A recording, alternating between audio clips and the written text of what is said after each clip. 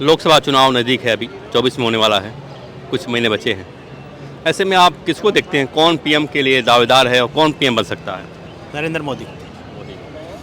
क्यों बन सकते हैं मोदी जी? मोदी जी ने काम किया है, 2 टर्म्स में अच्छा काम किया है। अभी उम्मीद ही है लोगों को आगे भी करेंगे। कौन कौन से काम हैं जिसको आप गिना सकते हैं मोदी के?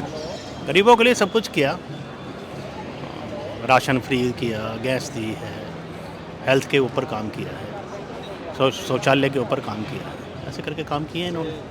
और वर्ल्ड में जिसे कहेंगे जो इंडिया की रेपुटेशन है वो अपलिफ्ट करी है, यही है सर। विपक्ष कह रहा है कि महंगाई और बेरोजगारी एक मुख्य मुद्दा है जिस पर मोदी जी ध्यान नहीं दे रहे। महंगाई बेरोजगारी कभी ख़त्म नहीं होती है किसी भी देश में, वो कंट्रोल होती है और वो कंट्रोलेबल है, अभी कंट्रोल में है। बेरोजगारी और महंगाई तो हर देश में होती है। क्या ये मुद्दा नहीं बनेगा 2024 में? नहीं, बिल्कुल नहीं बनेगा।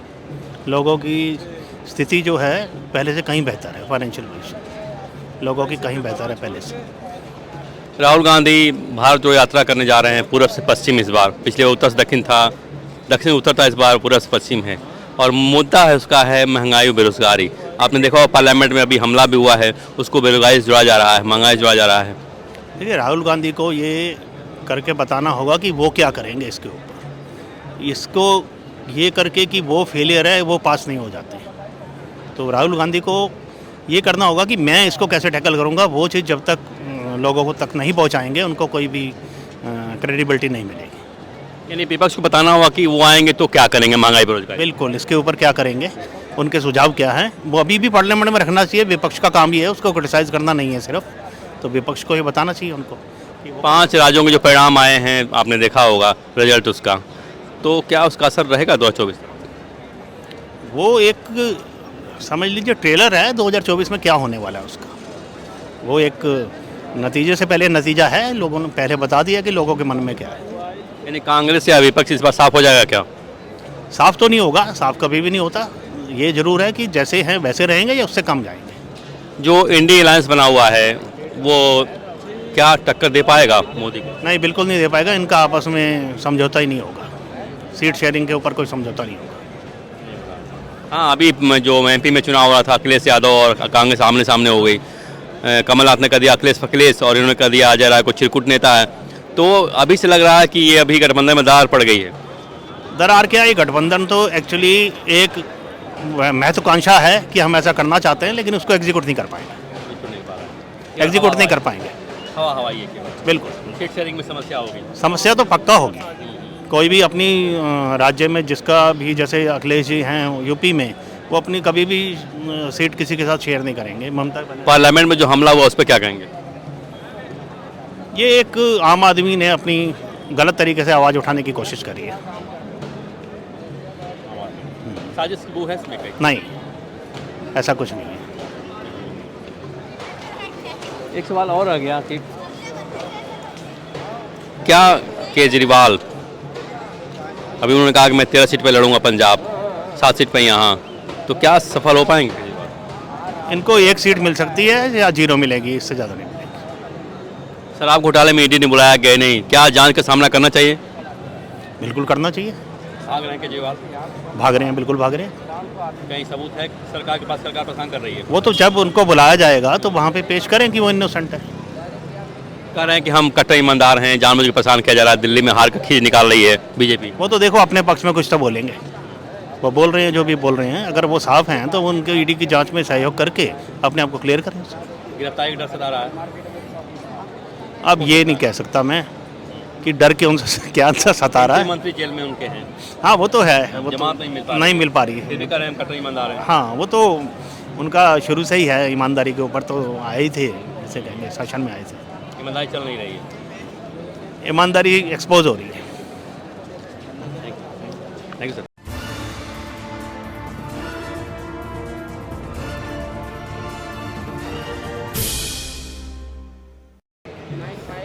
लोकसभा चुनाव नज़दीक है, अभी 24 में होने वाला है, कुछ महीने बचे हैं। ऐसे में आप किसको देखते हैं, कौन पीएम के लिए दावेदार है और कौन पीएम बन सकता है? नरेंद्र मोदी। मोदी। क्यों बन सकते हैं मोदी जी? मोदी जी ने काम किया है, 2 टर्म्स में अच्छा काम किया है।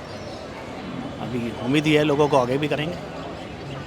कौन कौन से काम हैं जिसको आप गिना सकते हैं मोदी के? गरीबों के लिए सब कुछ किया, राशन फ्री किया, गैस दी है, हेल्थ के ऊपर काम किया है, शौचालय के ऊपर काम किया है, ऐसे करके काम किए हैं इन्होंने। और वर्ल्ड में जिसे कहेंगे जो इंडिया की रेपुटेशन है वो अपलिफ्ट करी है, यही है सर। विपक्ष कह रहा है कि महंगाई और बेरोजगारी एक मुख्य मुद्दा है जिस पर मोदी जी ध्यान नहीं दे रहे। महंगाई बेरोजगारी कभी ख़त्म नहीं होती है किसी भी देश में, वो कंट्रोल होती है और वो कंट्रोलेबल है, अभी कंट्रोल में है। बेरोजगारी और महंगाई तो हर देश में होती है। क्या ये मुद्दा नहीं बनेगा 2024 में? नहीं, बिल्कुल नहीं बनेगा। लोगों की स्थिति जो है पहले से कहीं बेहतर है, फाइनेंशियल पोजीशन लोगों की कहीं बेहतर है पहले से। राहुल गांधी भारत जोड़ो यात्रा करने जा रहे हैं पूर्व से पश्चिम इस बार। पिछले उत्तर से दक्षिण था, दक्षिण उत्तर था, इस बार पूर्व से पश्चिम है। और मुद्दा है उसका है महंगाई और बेरोजगारी। आपने देखा होगा पार्लियामेंट में अभी हमला भी हुआ है, उसको बेरोजगारी से जोड़ा जा रहा है, महंगाई से जोड़ा जा रहा है। देखिए, राहुल गांधी को ये करके बताना होगा कि वो क्या करेंगे इसके ऊपर। इसको ये करके कि वो फेलियर है, वो पास नहीं हो जाते। तो राहुल गांधी को ये करना होगा कि मैं इसको कैसे टैकल करूँगा। वो चीज़ जब तक लोगों को तक नहीं पहुँचाएंगे उनको कोई भी क्रेडिबिलिटी नहीं मिलेगी। यानी विपक्ष को बताना होगा कि वो आएंगे तो क्या करेंगे महंगाई बेरोजगारी। बिल्कुल, इसके ऊपर क्या करेंगे, उनके सुझाव क्या हैं, वो अभी भी पार्लियामेंट में रखना चाहिए। विपक्ष का काम ये है, उसको क्रिटिसाइज़ करना नहीं है सिर्फ, तो विपक्ष को ये बताना चाहिए उनको कि 5 राज्यों के जो परिणाम आए हैं आपने देखा होगा रिजल्ट उसका, तो क्या उसका असर रहेगा 2024? वो एक समझ लीजिए ट्रेलर है 2024 में क्या होने वाला है उसका। वो एक नतीजे से पहले नतीजा है, लोगों ने पहले बता दिया कि लोगों के मन में क्या है। यानी कांग्रेस या विपक्ष इस बार साफ हो जाएगा क्या? साफ तो नहीं होगा, साफ कभी भी नहीं होता। ये जरूर है कि जैसे हैं वैसे रहेंगे या उससे कम जाएंगे। जो इंडिया अलायंस बना हुआ है वो क्या टक्कर दे पाएगा मोदी को? नहीं, बिल्कुल नहीं दे पाएगा। इनका आपस में समझौता ही नहीं होगा, सीट शेयरिंग के ऊपर कोई समझौता नहीं होगा। हाँ, अभी जो MP में चुनाव हो रहा था, अखिलेश यादव और कांग्रेस आमने सामने हो गई। कमलनाथ ने कह दिया अखिलेश और इन्होंने कह दिया अजय राय को चिरकुट नेता है। तो अभी से लग रहा है कि ये अभी गठबंधन में दरार पड़ गई है। दरार क्या है, गठबंधन तो एक्चुअली एक महत्वाकांक्षा है कि हम ऐसा करना चाहते हैं, लेकिन उसको एग्जीक्यूट नहीं कर पाएंगे। एग्जीक्यूट नहीं कर पाएंगे, हवा ये केवल। बिल्कुल। सीट शेयरिंग में समस्या होगी। समस्या तो पक्का होगी। कोई भी अपनी राज्य में जिसका भी, जैसे अखिलेश जी हैं यूपी में, वो अपनी कभी भी सीट किसी के साथ शेयर नहीं करेंगे। ममता पार्लियामेंट में जो हमला हुआ उस पर क्या कहेंगे? ये एक आम आदमी ने अपनी गलत तरीके से आवाज़ उठाने की कोशिश करी है। साजिश की बू है इसमें कहीं? नहीं, ऐसा कुछ नहीं है। एक सवाल और आ गया कि क्या केजरीवाल, अभी उन्होंने कहा कि मैं 13 सीट पे लड़ूंगा पंजाब, 7 सीट पे यहाँ, तो क्या सफल हो पाएंगे? इनको 1 सीट मिल सकती है या 0 मिलेगी, इससे ज़्यादा नहीं मिलेगी। शराब घोटाले में ईडी ने बुलाया, गए नहीं, क्या जांच का सामना करना चाहिए? बिल्कुल करना चाहिए। भाग रहे हैं केजरीवाल? भाग रहे हैं, बिल्कुल भाग रहे हैं। कहीं सबूत है सरकार के पास? सरकार परेशान कर रही है। वो तो जब उनको बुलाया जाएगा तो वहाँ पे पेश करें कि वो इनोसेंट है। कह रहे हैं कि हम कट्टर ईमानदार हैं, जानबूझ के परेशान किया जा रहा है, दिल्ली में हार का खींच निकाल रही है बीजेपी। वो तो देखो अपने पक्ष में कुछ तो बोलेंगे, वो बोल रहे हैं जो भी बोल रहे हैं। अगर वो साफ हैं तो वो उनके ईडी की जांच में सहयोग करके अपने आप को क्लियर करें। गिरफ्तारी का डर सता रहा है। अब ये नहीं कह सकता मैं कि डर के उनसे क्या सता रहा है। मंत्री जेल में उनके हैं। हाँ, वो तो है, वो जमानत तो नहीं मिल पा रही है। कह रहे हैं हम कट्टर ईमानदार हैं। हाँ, वो तो उनका शुरू से ही है, ईमानदारी के ऊपर तो आए ही थे, जैसे कहेंगे शासन में आए थे। ईमानदारी चल नहीं रही है। ईमानदारी एक्सपोज हो रही है।